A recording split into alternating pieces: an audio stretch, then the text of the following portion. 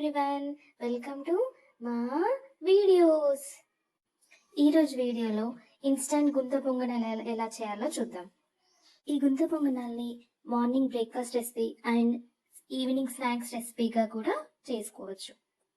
ఈ రెసిపీ కోసం మనకు సరిపడినంత రవ్వ తీసుకోవాలి, తగినంత పెసరపప్పు, జీలకర్ర, ఆనియన్స్ అండ్ ఒక టమాటాని, సన్నగా తరిగిన కొత్తిమీర, కరివేపాకుని, 1 స్పూన్ మిర్చి పేస్ట్ని మరియు తగినంత ఉప్పు,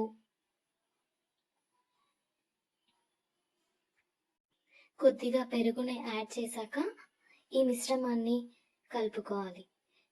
తర్వాత ఈ మిశ్రమానికి తగ్గట్టుగా ఈ పిండికి గుంత పొంగనాల పిండి కన్సిస్టెంట్కి సరిపోయే విధంగా వాటర్ని యాడ్ చేసుకోవాలి. ఈ గుంత పొంగనాల పిండి అనేది కన్సిస్టెన్సీ మరి పలుచగా కాకుండా మరి గట్టిగా కాకుండా నార్మల్గా ఇలా ఉండేలా వీడియోలో చూపిస్తున్నట్టుగా కలిపి పక్కన పెట్టుకోవాలి.